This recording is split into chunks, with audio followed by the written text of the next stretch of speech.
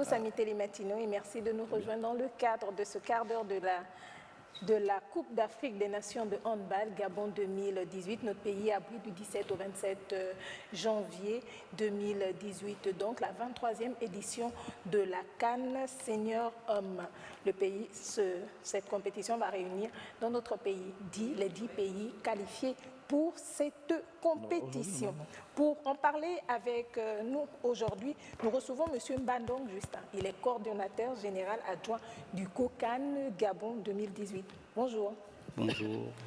Alors, nous allons donc voir avec vous quelques pans de l'organisation de cette compétition, mais nous allons surtout rester avec l'actualité, dans l'actualité, et c'est pour parler de ce match Gabon-RDC prévu aujourd'hui, donc ce mercredi 10 du côté du Palais des Sports, c'est à 18h. Déjà, première question, comment s'est fait le choix de la RDC, de l'équipe qui doit affronter le Gabon en match test? Merci Raïssa. La direction technique de la Fédération gabonaise de handball avait souhaité qu'on prenne la tâche avec des équipes qui ne sont pas de notre poule. Oui. Parce que donc la RDC en faisait partie et nous avons envoyé des invitations, nous avons transmis des invitations. La fédération sœur de la RDC était la première à répondre, donc le choix s'est opéré de cette manière.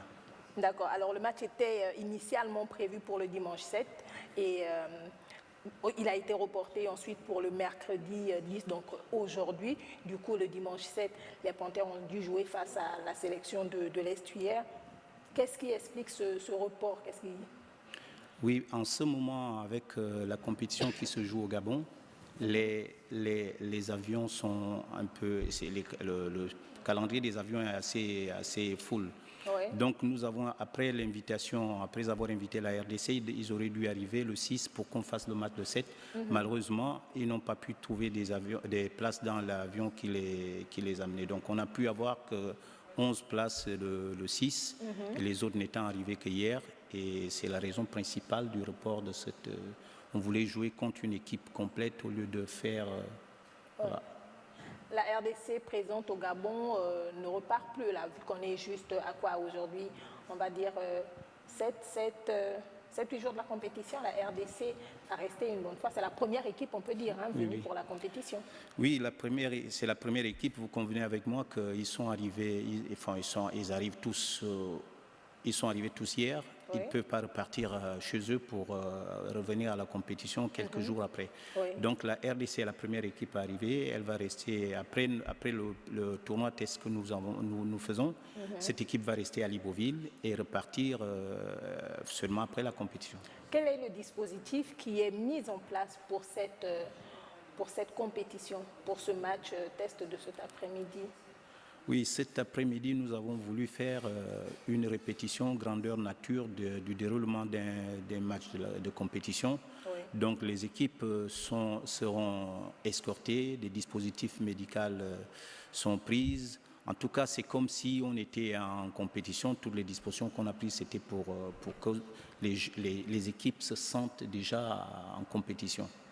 Parlons de ça, justement, match test grandeur nature aussi pour le comité d'organisation. On sait qu'il y a eu la formation des délégués, Est-ce qu'on va dire que ce sont ces délégués qui utiliseront le chronomural? Est-ce qu'eux aussi, à leur niveau, il y aura le test dans leur couloir? Oui, quand j'ai parlé de test grandeur nature, c'est compris tout ça. Oui. Nous avons procédé à une formation des délégués techniques locaux.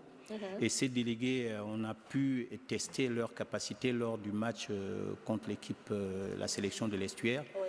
Et nous avons constaté que la formation était de qualité et qu'ils ont bien assimilé.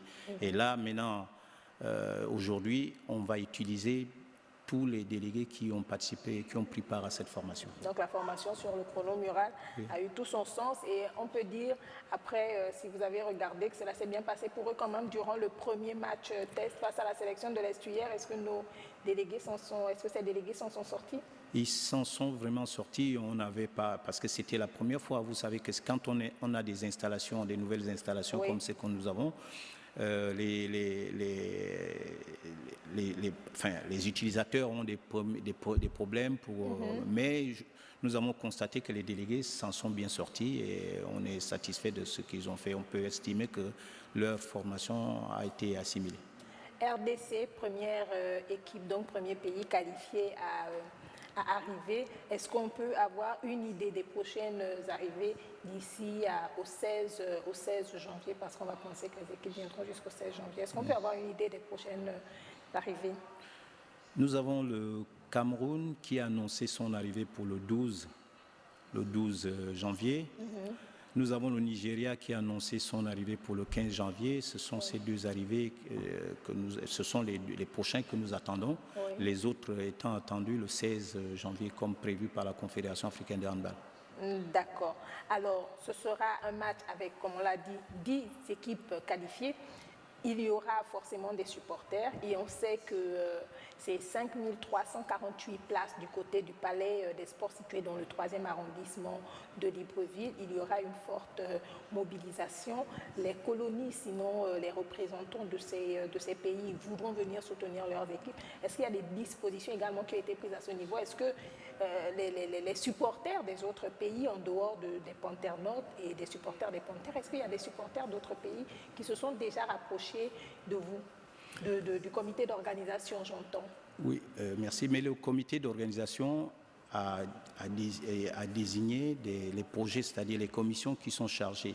Oui. Et ces projets sont allés vers les ambassades des pays amis pour demander que les communautés étrangères puissent assister à cette compétition. Oui.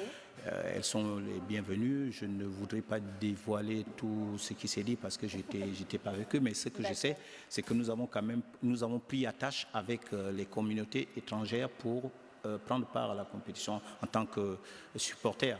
Peuvent venir pour leurs équipes, ils sont organisés. Nous avons discuté avec quelques-uns directement, mais les autres sont en train de venir. D'accord. En attendant donc de recevoir sur ce plateau au fur et à mesure également ces regroupements de supporters, nous allons vous proposer cet entretien avec, de nouveau cet entretien avec mademoiselle Raivo Paul. Elle est, on l'avait dit, chargée de la communication pour l'association Les Panthères Nord. Elle nous parle de la mobilisation autour de l'événement pour soutenir le 7 national.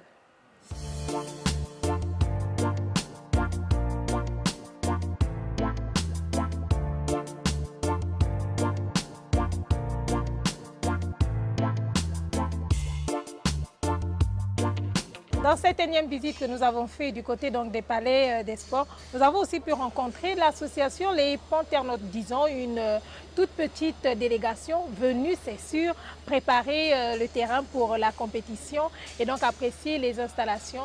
Pour cela, nous recevons Raivo Paul Mariusia. Elle est chargée de la communication de l'association Les Panthères Nord.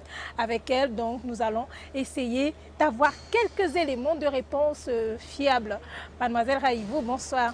Bonsoir. Alors, donc, visite du palais des sports par les Panthères Nord. Cela veut donc dire qu'on peut compter sur l'implication de l'association des Panthères Nord durant la Coupe d'Afrique des Nations handball senior homme. Bien sûr, bien évidemment, nous serons présents. Nous sommes venus aujourd'hui visiter les lieux en petite délégation de l'association afin de discuter avec le président du COCAN Hand qui nous donne des directives à suivre et qu'on expose aussi notre manière de faire. Comme du côté footballistique, nous impliquer au niveau du hand et soutenir notre équipe nationale comme le dit si bien notre nom. Vous avez donc visité ce palais des sports qui s'étend sur une superficie de 8000 mètres carrés avec un peu plus de 5400 places. Comment vous appréciez l'infrastructure? Le palais des sports, pour nous les Panthères Nord, c'est nouveau. On a bien apprécié, on a aimé et vu l'infrastructure qui se présente à nous, ce sera une belle cérémonie. D'abord l'ouverture et ensuite pour le reste de la compétition. Dernière question avant de nous séparer. Généralement, quand on dit Panternote, cela renvoie au football. Là, vous semblez véritablement décidé à vous impliquer pour ce rendez-vous, décidé à être le 8e homme avec lequel il faudra compter pour la partie gabonaise. L'association Panternote a-t-elle tourné côté omnisport? Le statutaire remonte déjà. Nous sommes omnisport. Il faut bien qu'on s'implique dans le domaine national. On aime le foot, on aime le hand et on aime le Gabon, c'est tout. On sera là pour les supporter. En bref, les Panthères, quoi. Merci beaucoup donc à l'association Les Panternotes. On en profite pour faire un coucou à Brice Inengue qui est le président de cette association et qui est toujours disponible. Le 8e membre sera donc bien présent du 17 au 27 janvier prochain pour reconduire les Panthères assez loin dans ce rendez-vous qui va, vous le savez, se disputer du côté du Palais des Sports dans le 3e arrondissement de Libreville.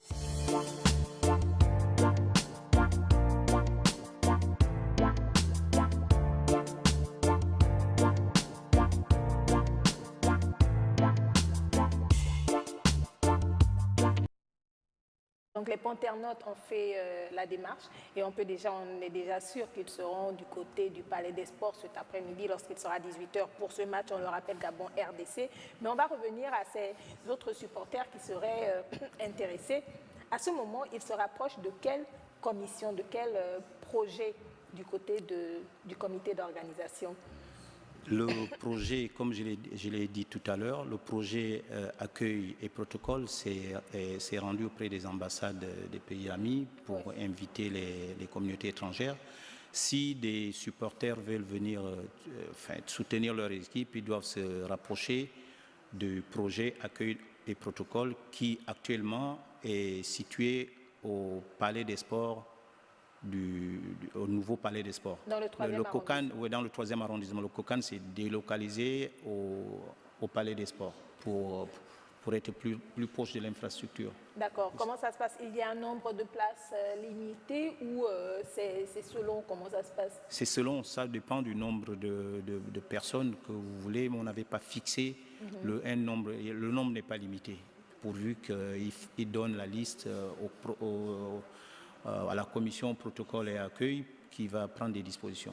D'accord. Alors, les matchs vont se jouer dans le 3e arrondissement de Libreville. C'est un acquis, précisément à Petit Paris. Mais qu'en est-il, on va rappeler, des stades d'entraînement retenus, des terrains d'entraînement retenus? Nous avons 2 terrains d'entraînement prévus qui ont été visités et retenus par la Confédération africaine de handball lors de leur visite. Oui. Il y a le Prytanée militaire, le terrain du Prytanée militaire et la salle de l'école Ruban Vert, du côté de Gros-Bouquet. D'accord, donc on est entre le 1er arrondissement de Libreville et le 3e arrondissement de Libreville. Est-ce à dire que les équipes sont logées dans les environs ou un peu plus loin? Et ensuite, qui a choisi les hôtels pour ces équipes? Comment ça s'est passé? Où est-ce qu'on les loge d'abord? Oui, toutes les équipes sont logées à peu près au maximum 20 minutes des lieux d'entraînement. D'accord.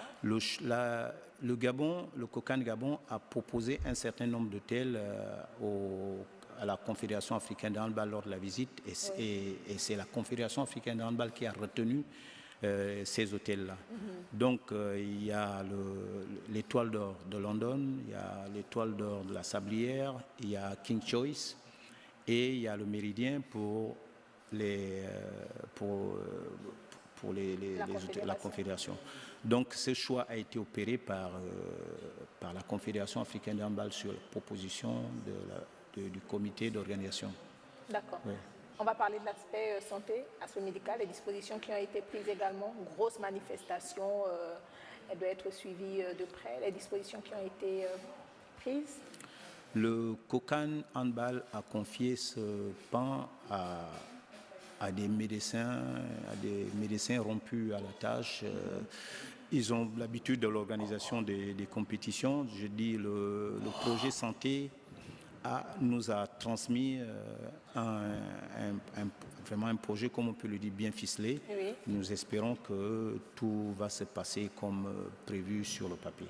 Mais nous faisons confiance parce que nous savons que ce sont des gens qui ont l'habitude d'organiser ce genre d'événements. D'accord. Alors, match test et test grandeur nature pour le comité d'organisation aujourd'hui, mercredi 10 janvier, du côté du Palais des Sports. Mais il y avait aussi prévu le 7, mais reporté donc l'inauguration du Palais des Sports. Cette fois-ci, on parle du 16 janvier. Un petit mot là-dessus? Bon, en attendant tous les détails. juste dire que nous savons que l'inauguration du Palais des Sports se fera le 16 janvier, mais on n'a pas encore les détails pour à quelle heure, qu'est-ce qui se passe, mais c'est sûr que ça se passera le 16. D'accord. Alors, pour toutes les informations relatives à l'organisation de cette Coupe d'Afrique des Nations de handball Gabon 2018, vous avez la page Facebook du COCAN Gabon.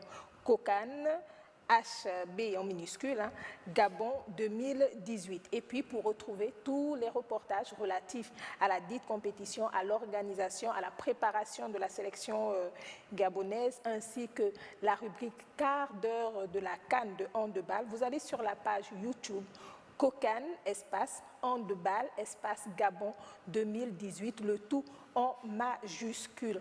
Monsieur Justin, merci d'avoir été des nôtres. On va vous laisser repartir à la tâche parce que ce match test, vous êtes également un élément pour sa réussite. Donc nous vous disons merci et nous prenons rendez-vous avec vous pour très prochainement. Merci à vous de nous avoir suivis. Juste après cette rubrique, vous retrouverez donc Jennifer et Rodriguez pour la suite de la matinale. Merci.